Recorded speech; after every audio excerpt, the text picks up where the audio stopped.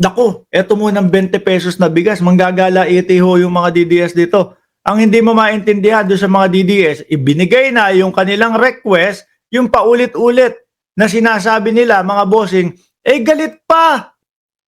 Ano po, dati yung mga DDS o yung mga kasuled, suled, Duterte, suled kami, yung mga kasuled, mga kababayan, paulit-ulit. Nasaan ang 20 pesos na bigas? Eto ngayon, inilabas na, di ba, Tinabi, ang 20 pesos na bigas. Uumpisahan na. Uumpisahan pa lang ha. Pero yung mga DDS page, meron ng mga pinapalabas, kulay bukbok, nasa merkado na ho.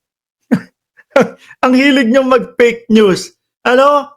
Eto, pinagbigyan na yung ang tagal-tagal nyo ng tinatanghod. Alam niyo ba yung tanghod, mga kababayan? Yung tipo bang ang tagal-tagal nilang hinihintay, yung pagkain na sabi, mga nakaganon na ho.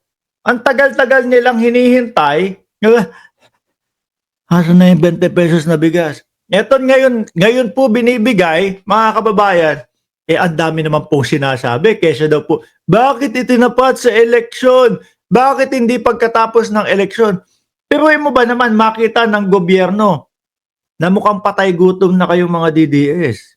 Oh, hindi pa ibibigay? Siyempre, sasabihin ng gobyerno, baka mamatay sa gutom yung mga DDS nating mga kababayan. Iniisip pa din kayo ng gobyerno ng Pilipinas. Di ba? Kasi paulit-ulit, 20 pesos na bigas, 20 pesos na bigas. Yung tipo hubang parang sila na lang ho ang mahirap sa Pilipinas, mga kababayan. Samantalang, government supporter, mga kakamping, hindi naghahanap ng 20 pesos na bigas. Sila ho paulit-ulit, asa na yung 20 pesos na bigas? Oh. Tapos ngayong inilabas Monday, mukhang mag-uumpisa na ng Monday, mga kababayan, dapat after ng eleksyon, hindi maintindihan sa inyo. Ayaw na nga kayong magutom. Di ba? Ayaw na kayong magutom. Tapos gusto nyo pa pagkatapos ng eleksyon. Nagpapapaniwala kayo dyan kay Inday Sara Duterte. Kung ano-ano lang sinasabi niyang mga yan Ano po? Hilong-hilo na ang sambayan ng Pilipino kay Inday Sara Duterte. Nung una, ano sinasabi? Ayan, nabudol tayo. Kumausap ako ng eksperto. Tinanong ko kung totoo ba na mangyayari yung 20 pesos na bigas. Ang sabi, hindi daw. Yun ang sinabi niya. Laban kay Pangulong Bongbong Marcos. Ngayon, lumabas magkakaroon. Umpisa yata, Lunes. Start on Monday in the respective LGUs. Ngayon naman,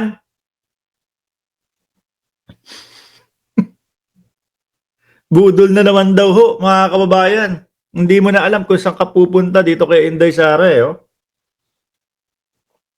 Yung mga ganyan ni Inday Sara Duterte, sabi ni RC doon sa TikTok, may depression na ata kasi si Inday nila. Correct ho.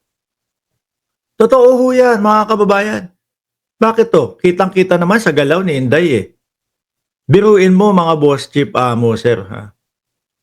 Pinapasagot lang sa kanila yung confidential funds. No? Na sila naman po ang nag-submit nung mga resibo na yun sa COA. Ipapaliwanag lang nila sino tong mga nakasulat sa resibo, sino yung ganito, bakit ganyan, kayo nag-submit sa amin nito sa COA, tapos hiniling na magkaroon ang Senado ng kopya. Aba, ang ginawa ayun, pumunta doon sa Congress, sinamahan si Zulaika at doon nagbanta sa buhay ng Pangulo. Hindi ho yun yung solusyon. Hindi kasi nirerekta yung solusyon. Ang dali-dali naman nung sagutin ng confidential funds kung alam ho nila talaga at kung meron talagang ganung nangyari. Pero ang gagawin ho nila, ayun, mas iigihin po nila na magbanta sa buhay ng Pangulo, mga kababayan. Kaya po pati yung sa 20 pesos na bigas, hindi na din ho alam kung ano ang sasabihin. Di ba, Eseng Mariano? Basahin ko sa inyo to. Just in, Cebu mayors can now start withdrawing bags of rice from the Cebu provincial government so that they so that the selling of price at 20 per kilo can immediately start on Monday in their respective LGUs. Sagot ng mga DDS, Angeli Star. Naku, itinaon sa election. Magulo ho talaga yung mga yan. Magulong magulo ho. Pag gusto mong gumulo ang buhay mo, sumali ka sa DDS. No? Ano ang requirement sa DDS? DDS, napakadali lang po. Ano? Pahintuin nyo po ang paggamit nyo ng utak nyo. DDS na kayo nun. Di ba? Janelle Van der Herst at NAB. Daming nagre-reklamo sa COMELEC. Wala pang na-disqualified, sabi ni NAB.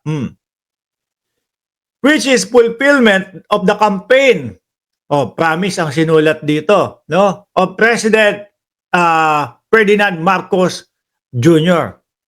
Sa mga DDS, mga kababayan, ewan ko kung dahil siguro limitado na yung pagkain nila ng kanin dahil nga kaaantay ng 20 pesos na bigas, kaya yung promise at pangako naging isa na lang po ang ibig sabihin sa kanila, mga kababayan.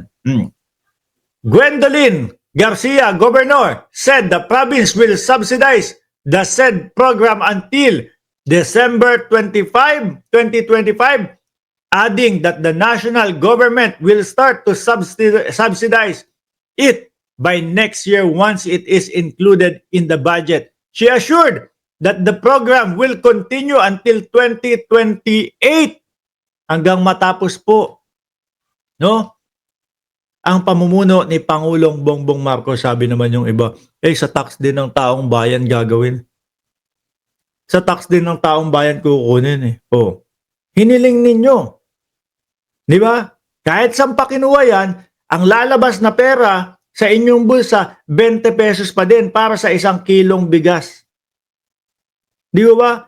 Yung tax naman, karamihan naman sa DDS yata, walang tax na binabayaran Iba dyan, tambay, iba dyan, ang trabaho, piso comment lang. Huwag na kayo umangal. Kasi yung tax nang gagaling lang din sa amin yun. Sa inyo, kaunti lang naman Di ba? Kahit ano mangyari, ang lalabas na pera sa bulsa ninyo para makakuha ng 1 kilong bigas ay 20 pesos pa din. Yung tax, matik na yan. Kinsenas katapusan, bumabawas na yan doon sa mga nagtatrabaho. Kaya kahit na doon kinuha yan, 20 pesos pa din ang uhugutin ninyo. Hindi 35, hindi 40, 20 pesos pa din. Kaya kahit na anong sabihin ninyo, wala. Iiyakan na lang. Si Inday Sara Duterte naman, naku, gagamitin lang yan sa eleksyon. Eleksyon hanggang matapos ang termino ni Pangulong Bongbong Marcos? Tsaka natatawa ako doon sa iba mga kababayan, yung mga page ng mga DDS, ibang klase. Ito po, kinukuha pa lang po ng mga mayor, inilalabas pa lang po ng mga mayor, mga kababayan, sa kanila meron na, nasa merkado na ho nila. Ma-fake news lang ho at masabi na pangit yung bigas. Naku, baka pakawalan ninyo yan, Inday Sara Duterte Kasi nabanggit ninyo na pangit na bigas. Baka may kaduda-duda o may duda sila na pangit na bigas ang ilabas dito ho. Di ba? Sabi ni Yo, lahat ng hilingin ng DDS ay nasusunod. Bakit sila galit? Wala. Kasi Duterte ho sila. Tanungin mo, ano dahilan mo? Eto, naibigay yung 20 pesos na bigas. Bakit ayaw mo pa din kay Bongbong Marcos? Kasi suled Duterte kami. Diba, Eseng Mariano, palamunin lang ang magulang kayong mga DDS. Palamunin daw kayo ng mga magulang nyo lang, mga DDS. Sakit nun Hindi ako may sabi nun ito. Ayan comment ni Eseng Mariano. Palamunin lang ng magulang kayong mga DDS. Marami pa kayong reklamo. Sakit nun. Palamunin pala kayo.